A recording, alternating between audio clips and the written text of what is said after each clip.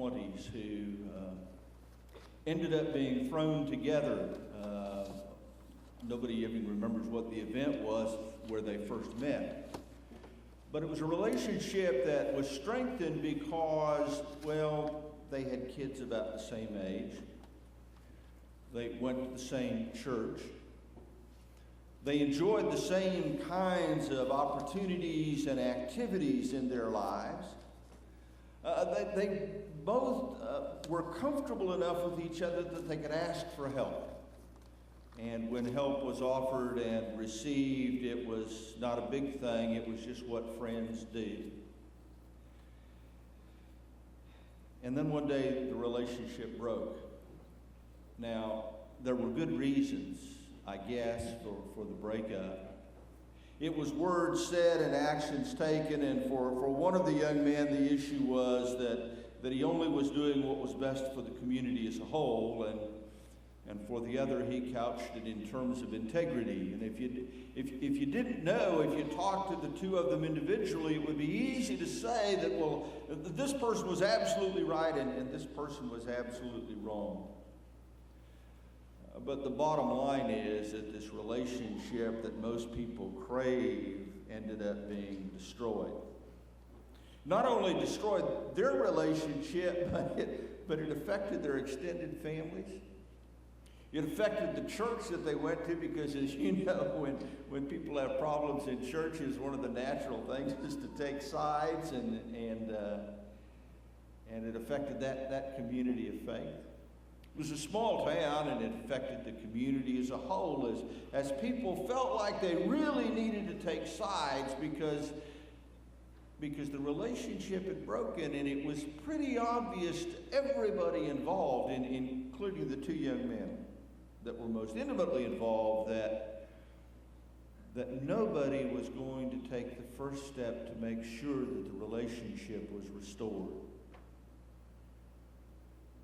25 years later, the relationship is still unrepaired. 25 years after the event, they still don't speak to each other. 25 years after the event, if they see each other in the same place, they're very careful to stay apart. Unfortunate how words and actions can destroy relationships, but if you remember, that's the nature of sin. That's what it's all about. We feel threatened, we feel vulnerable, and all of a sudden we do things and say things to maintain control as we understand what needs to be done. And relationships are destroyed. Relationships with each other, relationships with family and friends, often relationship with our God. The amazing thing about this particular relationship was as it started to fall apart and as it became more and more of a public thing, both of the individuals were pretty clear about one thing. Both of them were willing to stand up publicly and say, I did it. Everything you heard about what I did and the actions I took and what I said in the midst of this thing, I did it. You ever been there? When people question you or challenge you or accuse you of doing something, particularly in the midst of the difficult things of life, sometimes it is easy to say, I did it. Now, I'm pretty good at that. But the intriguing thing is that depending upon how you say it, it can be heard differently. For some people, it's simply a statement of fact. If you ask me this morning if I've had my morning cup of coffee, I will say, I did it. That's a statement of fact. No value attached to that. That's just, it's what happened. And at least initially in the breakup of this particular relationship, both of the parties were pretty clear about saying, I did it in terms of some of the things they said and some of the things they did. And they were simply stating fact.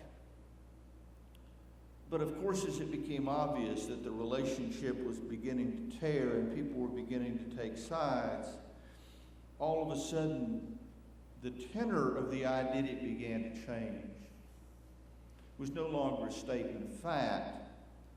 It was a statement of pride. You bet I did it.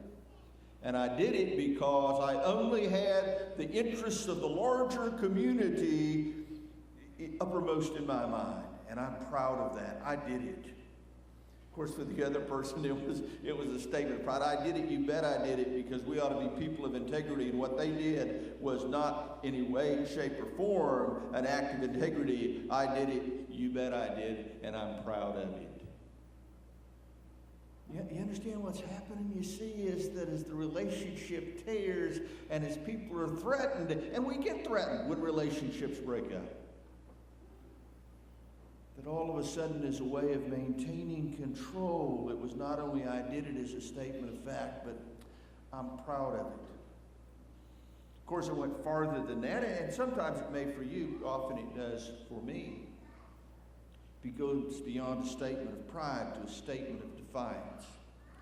I did it, you bet I did it, and there's nothing you can do about it. Ever been there? You either heard that or said that? You see, the difficulty with broken relationships is when we try to address our vulnerability by maintaining control. What starts out as a statement of fact can pretty soon become a statement of pride and then a statement of defiance. So that it invites people to take sides. It invites people to build walls rather than bridges and continue to destroy the relationship rather than begin to mend it. And of course, you know what eventually happens. People begin to identify with the two sides of the issue, and pretty soon everybody else is saying, I did it, as a way of identification. I'm always amazed at how people identify with groups and how often the identification that we make has to do with the actions that we take and the things that we believe and the things that we say. And the upshot of it, as I said, is 25 years later, the relationship is still unrepaired. That's tragic. And I think one of the things that God calls us to do and to be as the church is to do and be those people who do not accept that as a way of life. That somehow we're the folks that ought to be going out into the world in the midst of broken relationships, ours and others, ours to start with certainly, looking for ways to bring healing and wholeness back into that brokenness. And the psalmist helps us do that this morning. He starts by talking about sin. If we read the first 8 chapters, it's a plea to God not to come down on him too hard because the sin has torn him asunder and all of this. But in the first part of that psalm, it's kind of interesting because in the midst of it all, you hear this undercurrent of, I did it. He never denies, the psalmist never denies that he is responsible for the brokenness that has come into his life. Never denies that. But you have to get to the 18th verse before he the next step on the journey to absolution and forgiveness and the restoration of the relationship. I hope you heard Burry read it because it kind of sticks out. It is so unexpected in the midst of this psalm where he's pleading with God to bring healing into his life. And then he says, oh, by the way, I'm sorry. You know the amazing thing about that broken relationship we've been talking about is that in 25 years, neither party said, I'm sorry. I did it is a confession. I did it. So what? I'm proud of it. I'm defiant. That's how I identify myself. Get over it. To say I'm sorry is the next step on the road to forgiveness and absolution. Because to say I'm sorry, you see, is to go beyond the event to the emotions and the feelings generated within you because of it. And that's not an easy thing to do. I happen to think that's more than emotion. It is not just emotion. Because our emotions can be tricky. Our emotions vie with each other within us to see which one is going to be dominant. And the problem is that one and the same time, we might be feeling emotions of pride and defiance and sorrow and grief and joy, and they are all intermingled. And the problem, you see, is that if the ones that are dominant at the time are emotions of pride and defiance and identification, then we don't take the next step to forgiveness. I think to say I'm sorry is more than an emotion that is within us. It is instead an act of the will. It requires a critical examination of the event so that you look at what happened and you say, what responsibility do I have for this rending of the relationship? What responsibility do I have for what has occurred? Now, if you're like me, it's real easy to look at the event and say, not my fault. It was all them. It was all them. So maybe then the issue becomes not what responsibility do I have for the rending of the relationship, but what responsibility do I have to put it back together? And maybe the statement of sorrow is not for what we caused, but sorrow for what we have not done to put the relationship back together. Be that as it may, I truly believe that's an act of will. Because if it's just an emotional thing, there are so many emotions running around anytime there's brokenness and pain in the midst of relationships that have been torn apart.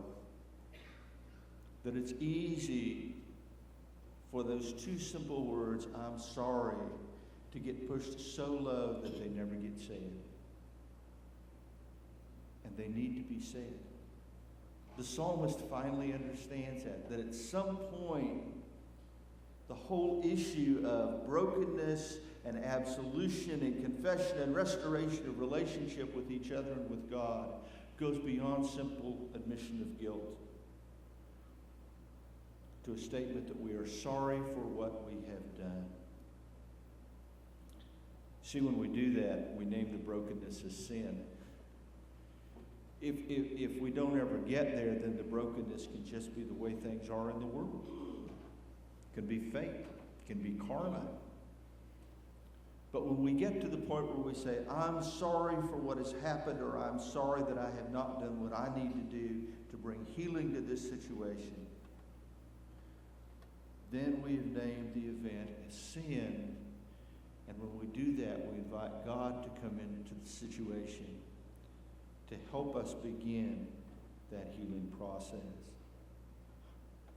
I want to say one other thing about this, and that is that I'm sorry may be the two most difficult words that most of us will ever utter. And the reason is because they leave us vulnerable. And remember from a 3 weeks ago, vulnerability is kind of the basis of sin. I mean, that's why we sin, is because we feel vulnerable and want to retake control. See, to say I'm sorry to somebody is to leave yourself open to them saying, I don't care. And then you've got a real problem. Because then you see the action to restore the relationship becomes one-sided. To say I'm sorry is to leave yourself open to the person saying, that's no big deal. And that may be even more damaging, because if you've stewed and fretted and grieved and deep in your soul hurt because of the brokenness, and you finally worked up the courage to go before somebody and lay your soul bare and be vulnerable and say, I'm sorry, and they say it's no big deal, they have just really minimized everything that you have gone through and are going through at that moment in your life. See, to say I'm sorry is to be vulnerable. As vulnerable as we can probably ever get. And we don't like vulnerability.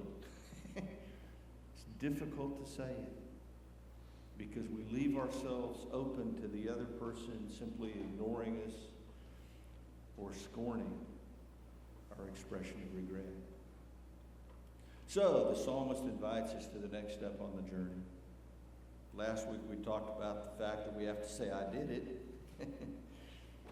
this week we were reminded that if we're really going to restore relationships, we have to get to the point where we can say, I'm sorry. That's the next step. Next week, we're going to go one step farther. What does the gospel call us to do if we are truly sorry for the brokenness in our lives? We're getting closer and closer to that point where we hear God say what we really need to hear. You are forgiven. And we're getting closer and closer to the point where we can say that to each other. But I'm convinced we only say it if we really can admit, yeah, we're responsible for the brokenness. And more than that, we can, with some integrity, because of honest self-examination, say, I'm sorry. I'm sorry.